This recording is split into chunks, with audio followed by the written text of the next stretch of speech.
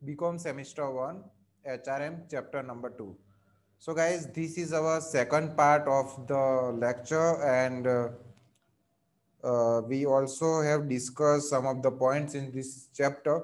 Let's see it one by one. First of all, we have done introduction, then we were at definition of human resource planning. We have discussed this. Then guys, we also have discussed, these are the points, we can say ingredients of human resource planning. Then yeah, we also have discussed characteristics of human resource planning. Then guys, we have discussed all these points. Then need for human resource planning also have discussed by us. And yes, today we will continue from objectives of human resource planning. So guys, what is the objective? There are many objectives, so we can say what are the basic, or we can say main objectives of human resource planning. Let's read, why do we need to do the human resource planning? What are its objectives? Let's see. To ensure optimum use of current employees of the organization, first of all, whatever the employees, no matter how many number of employees we are having in our organization, we need to use them optimally, because when we use optimally the resources, we can do the more production at minimum cost. So it is very important to use the resources that we are having optimally. So first of all, by doing human resource planning, we can use optimum human resource, or we can say the employees. Now, the second objective is, for achieving the objective of the whole organization, forecasting of the future requirement is to be made. And the second objective is to achieve the objective of the organization, and also by human resource planning we can forecast that in future how many employees will be required by us, so we can forecast about that. Now the third objective is, for the certainty of availability of the necessary resources, provide control measures. Guys, we will read it again. For the certainty of availability of the necessary resources, provide control measures. Now, whatever the resources we are having, or we can say whatever the availability of resources are there in the market, we can provide control measure to it. We can control the resources. And excuse me guys, and the fourth point is to access correct estimate of manpower requirement. Guys, I have already told you, the to access correct estimate of manpower requirement and make optimum use of manpower. This way keep a balance between employee demand and supply. Means the employees that we are already having, and the employees that we might need in the future.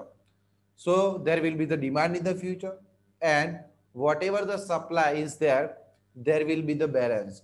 So by doing human resource planning, it is objective, we can balance them. Now the fifth point is to determine plans for the employees training and development and make schedule for it.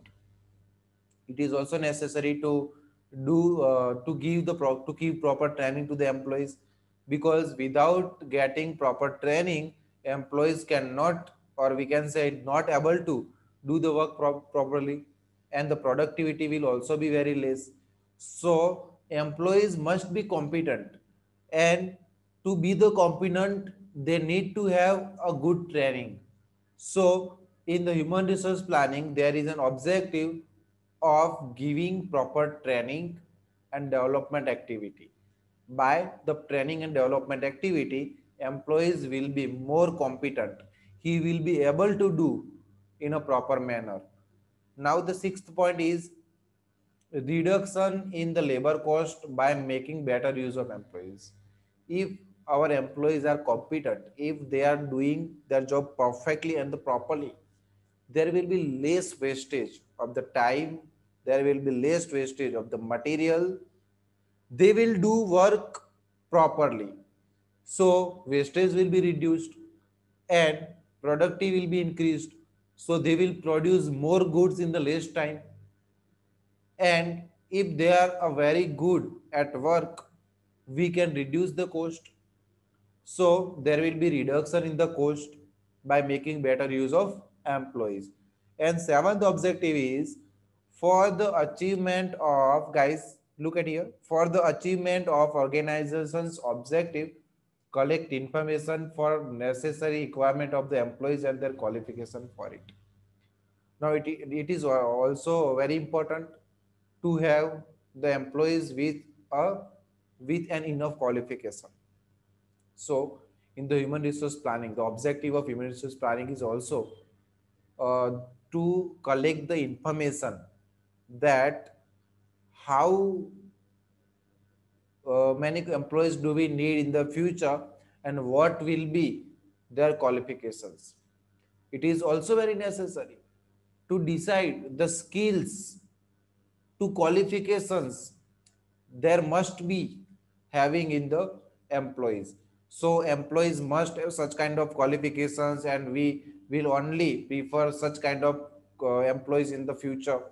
So by this way we can collect the information, we can summarize the information, we can do a proper study of information, and we can get the idea that uh, which qualities will be required in the employees in the future. So these are the objectives of human resource planning. Now we will move further and see types of human resource planning. What are the types of human resource planning? Guys, we will see here. There are the different classification under the types. First, on the basis of the level of human resource planning. Here, first of all, we need to discuss about the level of human resource planning. We are here given two different level. Human resource planning is at the national level and human resource planning at the firm level.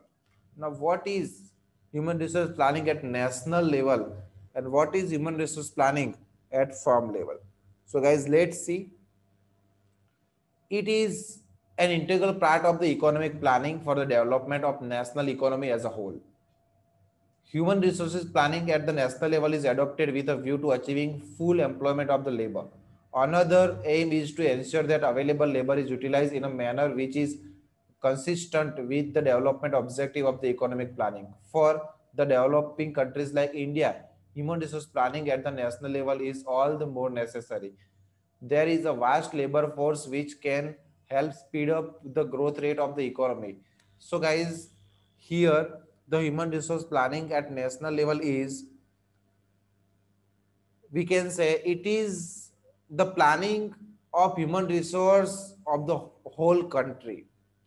No matter how many people are there, no matter how much population is there, but it is to have the assurity that each and every employee gets an employment or not. And it is also the planning of human resources for the economic growth, because if each and every person gets an employment, each everybody is working at somewhere, it will boost up the economy of the country. And it is also very necessary, like the countries like India, because it is a developing country and human resource planning at national level is all the more necessary. There is a vast labor force which can help the speed of growth rate of the economy. So countries like India, there is a larger population, and here are a lot of people to work. So all the people are working in a country, sorry, in a company. It will give the more development rate in the countries. Now guys, we will see human resource planning at a firm level. Just as human resource planning is necessary to make the best use of human resources at the national level, similarly, such planning is necessary at the business unit level also. the labor requirement of a firm changes continuously in a dynamic world.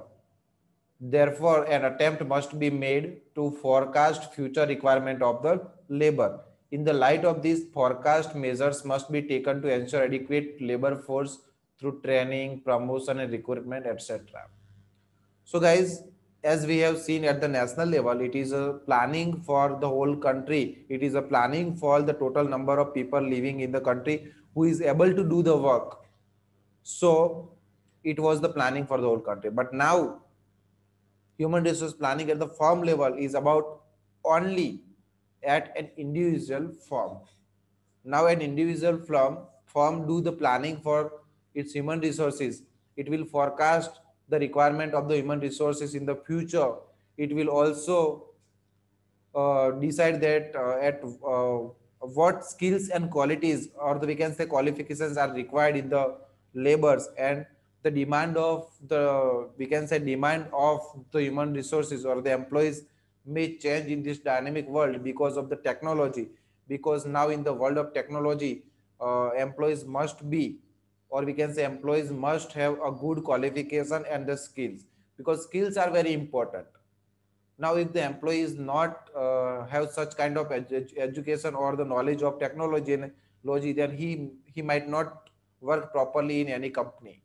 So the requirement of human resources or the employees may change day by day, and it is similarly such planning is necessary at business level also. Why such planning is necessary? The labor requirement of a firm changes continuously in the dynamic world. Therefore, an attempt must be made to forecast future requirement of labor. In the light of these, forecast measures must be taken to ensure adequate labor force through training, promotion, recruitment. And whosoever the employees we are having, we can give them proper training. We can do some developing work, and we can also recruit some highly qualified employees in our company. So this is what all about the planning of human resource at a firm level. Now guys, we will move further. You can read all these explanation by yourself. Now on the basis of time period. So there is a type of human resource planning on the basis of time period. First one is short term human resource planning. Now what is short term human resource planning? Guys, we will see here. Generally, a short-term planning covers a period of 1 year or so. If there is a planning for 1 year or less than 1 year, then we will consider it as a short-term human resource planning. At the national level, short-term manpower planning is accorded an important place in the annual plan. Even at company level, short-term manpower planning proves to be more useful as compared as to the long-term one. Such planning involves matching of present employees with their present jobs. One purpose is to raise efficiency with the help of the present employees. This will involve their training, transfer, etc. So, guys, as we have read in the explanation, we can say short-term planning is more useful, whether it is at national level or we can say at firm level. So, short-term planning is very important, and we can say that in the short-term planning, there will be the match of the employees and their current job. We can say how many employees are there, how much job is available, and we can also seek for the unemployment level in the country. So guys, this is all about the short term human resource planning. You also need to focus on the duration, that the planning which is for 1 year or less than that is the short term planning. Now medium term human resource planning, it cover a period of 2 to 5 years. At the national level, medium terms manpower planning is invariably convinced as an integral part of the 5 year plan, wherein provision is made for the creation of new employment opportunities. At the company level, medium term manpower aims at training and development of skill among the employees, so that within at least a period of 5 years, skilled labor may become available in adequate manner.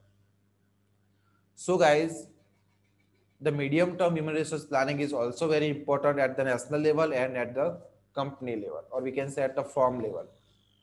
So why it is very important at the firm level? Because see, there is a duration of 2 to 5 years, and in these 2 to 5 years, company will decide to give them proper training, and it can get assurance that within 2 to 3 years or the 5 years, our employees will be more competent, more skilled, more qualified to do the work properly in the upcoming time. And also, why it is very necessary? Because every year, or we can say every month, every day, technology gets changes. So we need to give our employees a proper training every year, or we can say every 2 3 years. So the medium term human resource planning is also very important.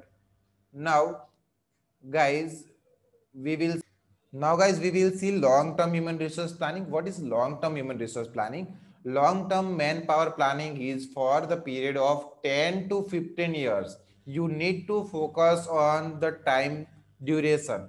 Generally, it is framed at national level with a view to estimating labor requirement of the whole economy and provide for the education and training facilities to meet with those requirements at a right time.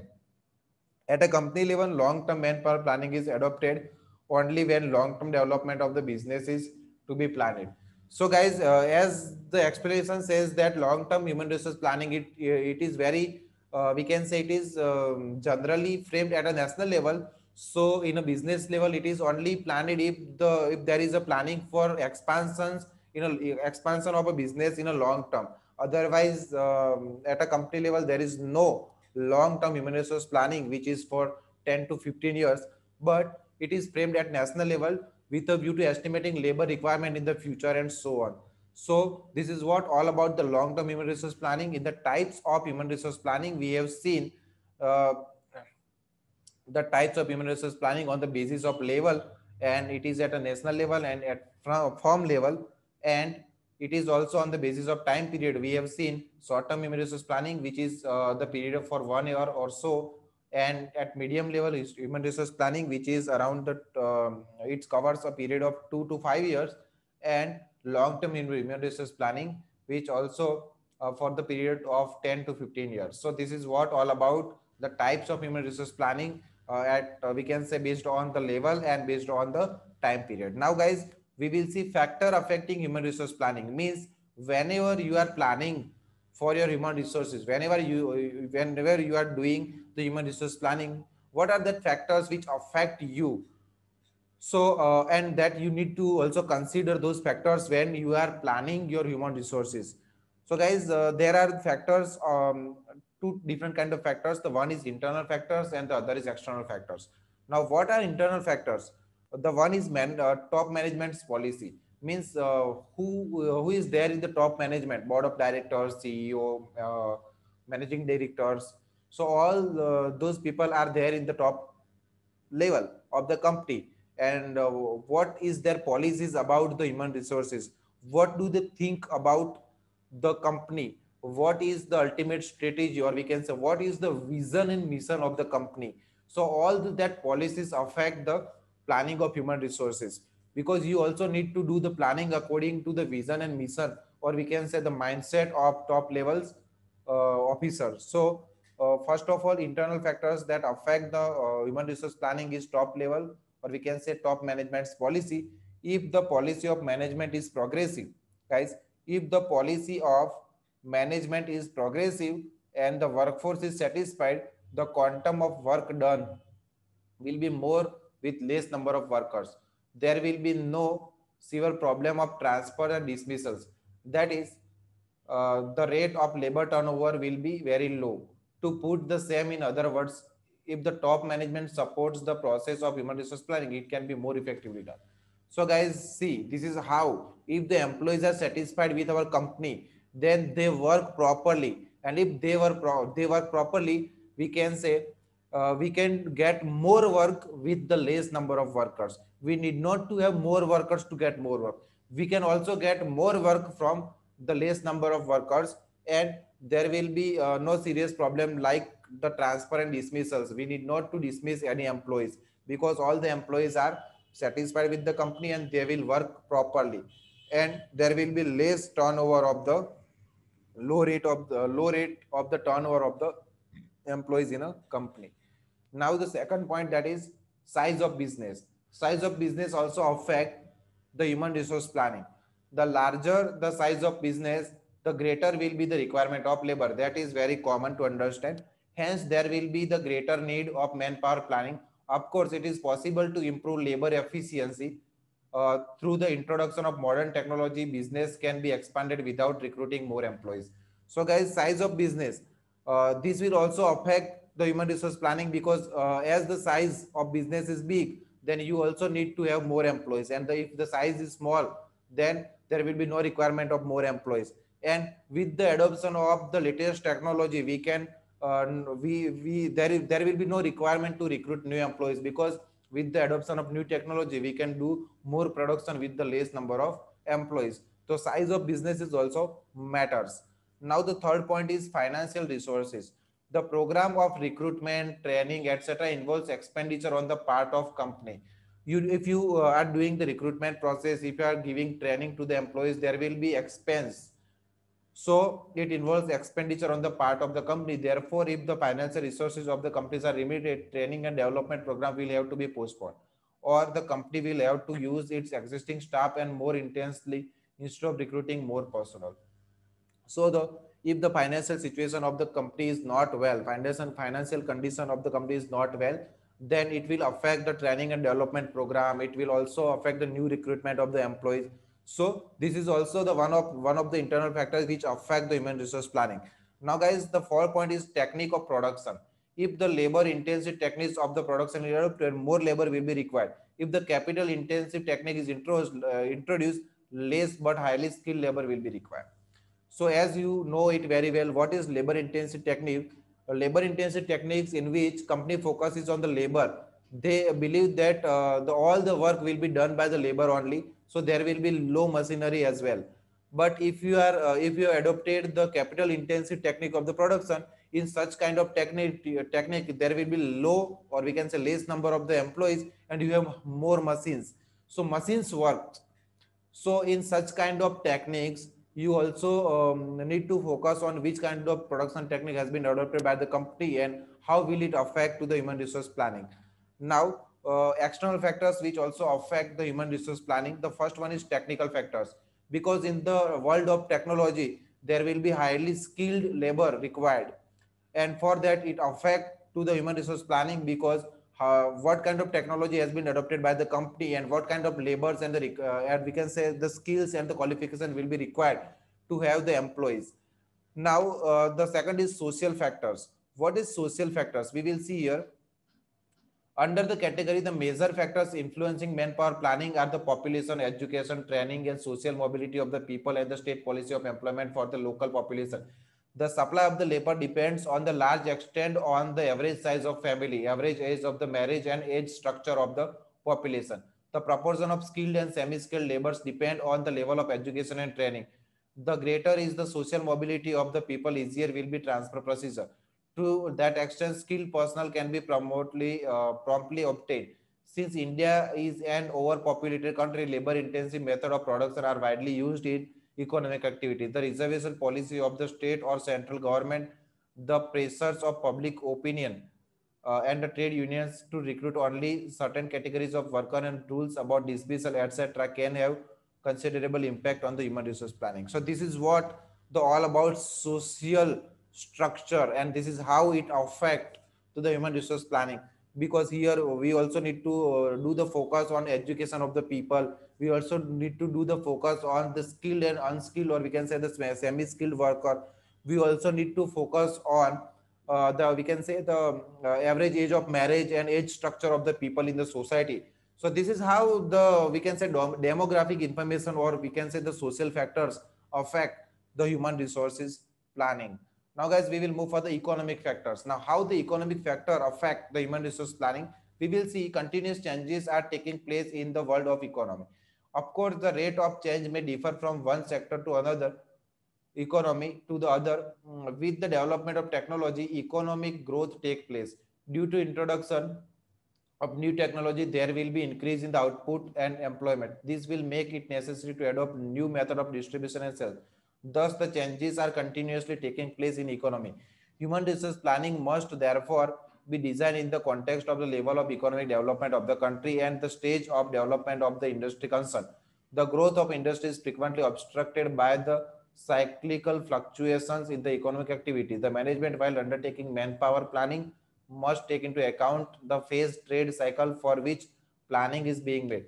So, guys, economic factors are also affecting factors to the human resource planning. So, these will also affect the human resource planning. How can we say that? So, we also need to be the dependent on the condition, or we can say the present situation of the economy. Whether it is a good situation, means there is a, we can say, uh, boost in the economy, there is a recession in the economy. So we also need to be dependent on the situation of the economy, and based on that we need to do the planning for human resource planning. Then the fourth point is political factors.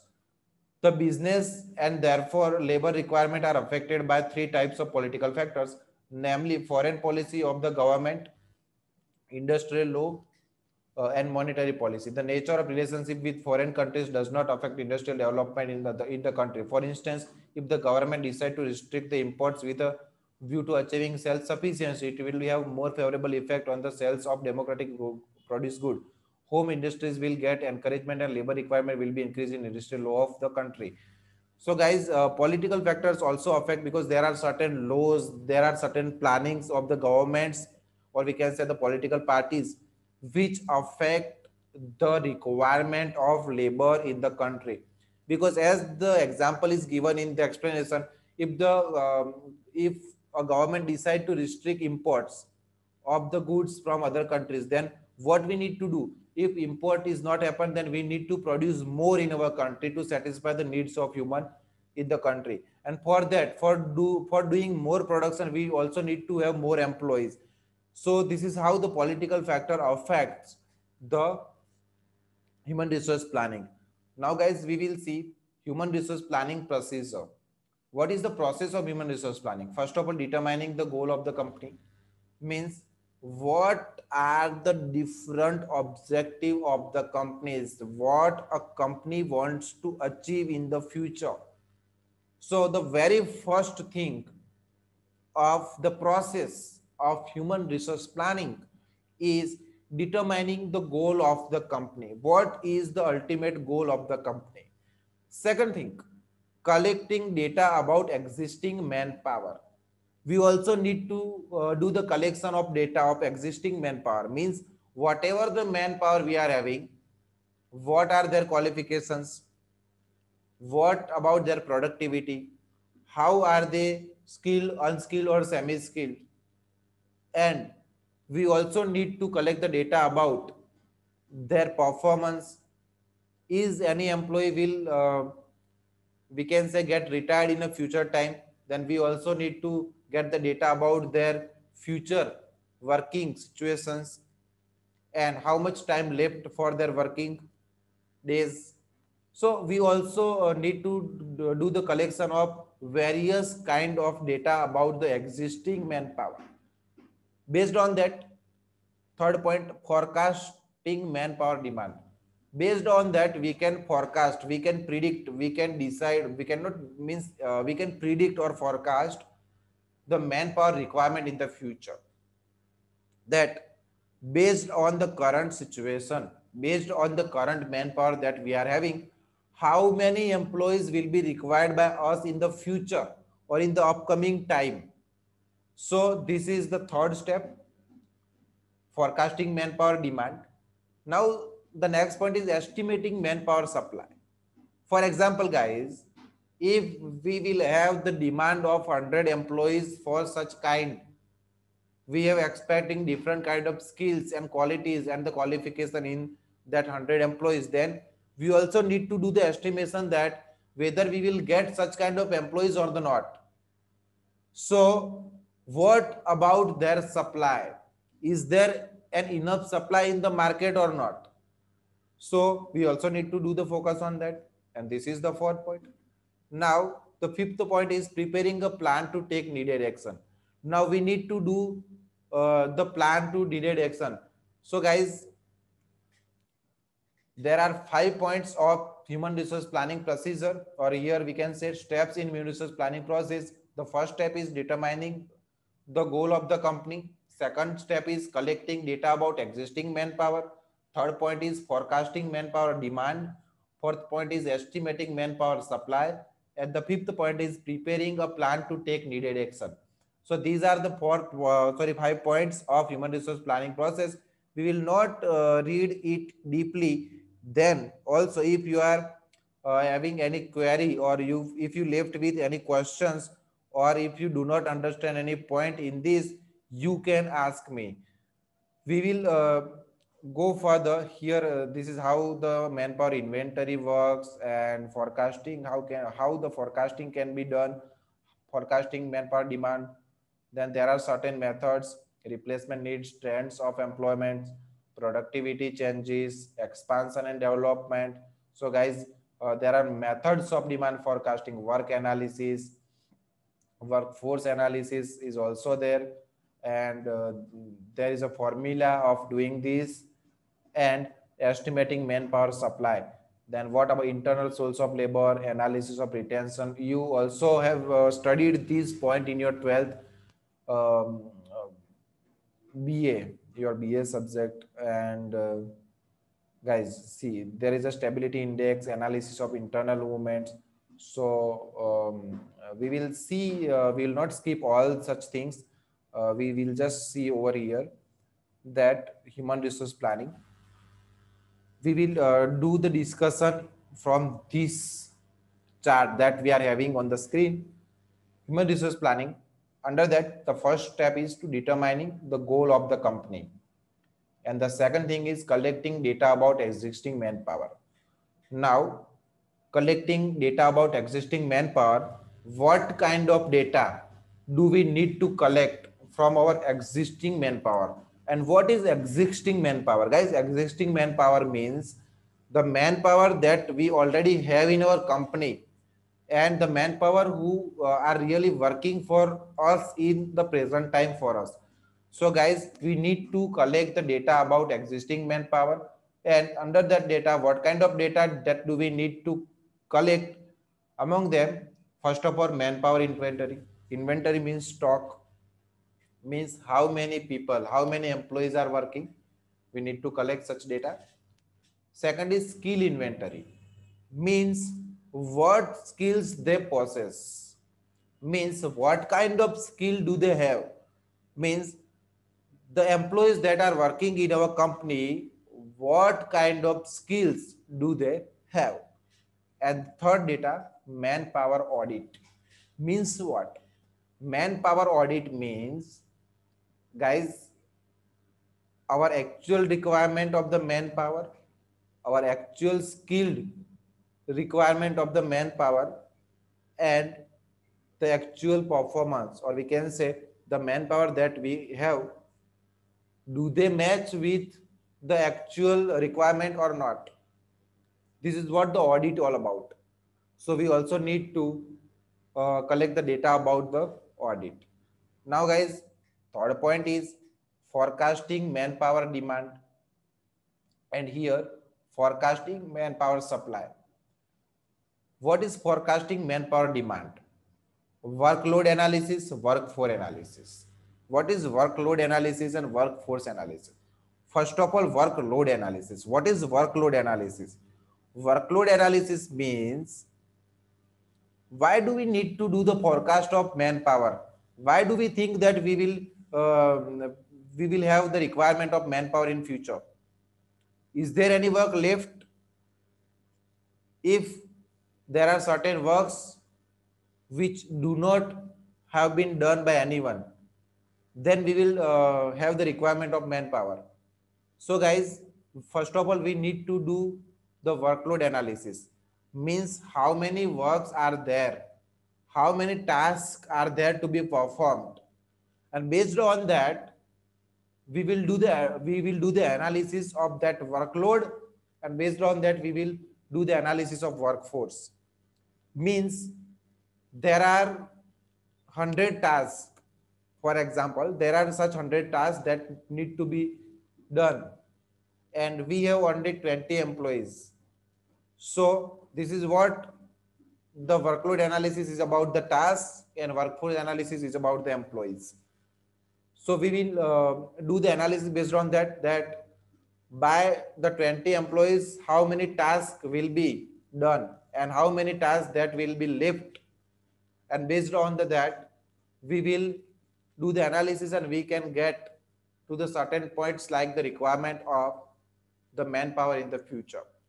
And what is forecasting manpower supply? Internal sources and external sources. If we think that we are having a requirement of 20 employees, then we will look into our internal sources. For example, we can, if we can do the promotion activity, we can do the transfer activity. And if the demand then also if the demand is not fulfilled, we can use the source of our existing employees and their relatives. So by this way, using the internal sources, we can get the supply of the employees. And what are the external sources? External sources means education institutes are there, employment agencies are there, so campus placement activities are there, government workforce agencies are there, job fairs are there. So there are many external sources also to get the employees from the market. So based on that, there is the forecasting of manpower demand and forecasting of manpower supply. Means forecast means to predict, to know that in the future how many manpower will be required. And forecasting of supply means to get the source from which we can or we will be able to get the manpower from that source in the future. So this is what all about the forecasting manpower demand and forecasting manpower supply. And at last we need to do the manpower plan. What is manpower plan? Based on the steps we have taken, we can say that in the upcoming time or in the present time there will be such kind of tasks that need to be performed, and for that we will have the requirement of these many employees, and we will get such kind of employees from this source as we have done the forecasting manpower supply and its analysis. So guys, this is what all about the human resource planning process. So now you need not to do much worry about these explanation, because all these explanation conveys the same meaning as I have explained with you in this chart. Now we will see advantages of human resource planning. What is the advantage? Is there a single advantage? No, there are multiple advantages of human resource planning.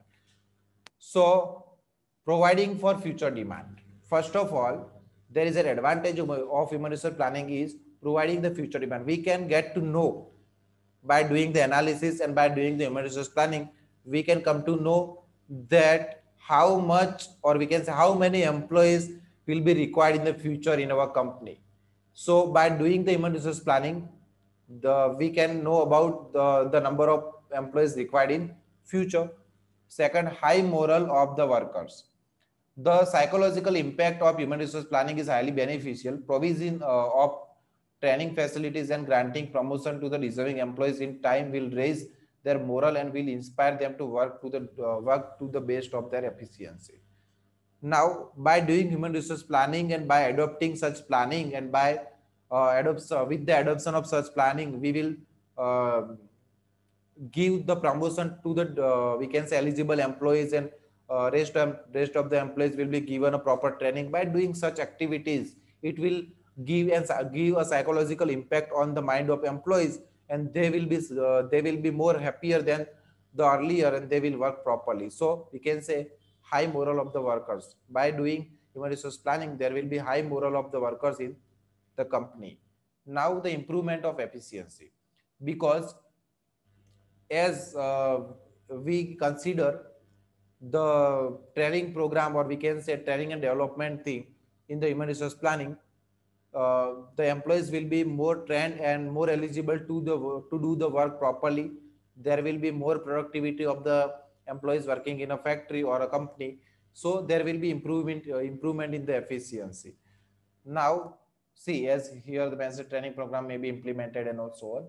Now the next point is availability of skilled manpower. By doing the human resource planning, we will get the skilled manpower, because as we have done the analysis of workload of the workload, and as we have done the analysis of workforce, we will get to know that what kind of skills will be required by us in the employees, and by doing such kind of planning we can get the skilled manpower. And we also give a proper training to the employees in our company, so they will be also possess more skills in them. Now the fifth point is control of labor cost. Means control of labor cost means when the employees work properly in a company, there will be low wastage, and we can control the labor cost that has been occurred. Implementation of long-term plan. The successful implementation of long-term plan depends on the availability of skilled personnel and in adequate number. It is through human resource planning that an adequate supply of skilled personnel can be assured in advance, so that the firm can move ahead with its long-term plans of development. Balance between demand and supply. So guys, scientific planning can help in maintaining balance between demand and supply of labor within the firm. As a result, so I already have discussed the balance of demand and supply with you already, so no need to do it again and again. And let's skip this and move further to the limitation of human resource planning, and this might be your last point. What are the limitation of human resource planning? Estimates not always accurate. Guys, based on the human resource planning, if we have estimated the number of requirement of the employees in the future, and if the estimation is not accurate, then it will occur, it will give we can say the loss to the organization, because according to the estimation we have recruited some of the employees, and now we come to know that we have recruited more employees than the actual requirement, or we have recruited less employees than the actual requirement. Then there will be we can say a negative impact of that in the on the company. Lack of information about vacancies. As I have already told you that how many actual vacancies are there. If there will be lack information of that, there is no information about the vacancies of the employees in the company, we will arise the problem of, we can say the management may try to obtain an estimate vacancies are likely to arise due to resignation date, dismissals and retirement of the employees, but information about the vacancies due to other causes are also not available. Hence it is not possible to make recruitment in the absence of information about such vacancies. If we do not have such proper information, then we cannot start the recruitment process. And if we have done the recruitment process, then there will be the chances that we might recruit more employees than the actual requirement, or we might recruit less employees than the actual requirement. Third point is lack of cooperation from the top management resource. If top management is not give a proper cooperation in such kind of planning, then there will be again the problem. Sometimes top management lack interest in human resource planning. They are still under the impression that since labor is available in plenty at any time, it is unless to waste time and energy in human resource planning. Therefore, they do not extend any sort of cooperation in this regard. So if the top level of management are not interested in the human resource planning, then there will be again the problem. And the fourth point is lack of information. Human resource planning can be correctly formulated only on the basis of reliable data about the availability of labor in the country. In big countries like India, however, no reliable statistical information is available about the external sources of labor. Moreover, the condition of supply of a defined category of labor change continuously for one reason and another. So if there is no proper information about the labor and the sources of labor, there will be it will again create a problem to know and to take the decision or to formulate the policies about the labor in the country. Or if we talk about an individual firm, then it will also create a problem about the supply, or we can say we cannot forecast the supply of the labor properly. So guys, this is what all about the chapter, that is human resource planning. I know we have hurried in this chapter, we have seen this chapter very quickly, but no need to worry all about the important points in this chapter I have already discussed it with you very properly in our first lecture. And in this second lecture, I have tried to cover it as rapidly as done, so that there will be no long lasting lectures, and it creates the boredom for you. This is all what about the chapter that we have discussed in this lecture. And if still you are left with any queries, any confusion, or anything, or any point that you might not understand properly, or you have confusion in it, or you want to ask me, or you want more explanation, then you can contact me, guys. No need to be no need to have any hesitation about that. You can contact me freely at any time. Thank you, guys.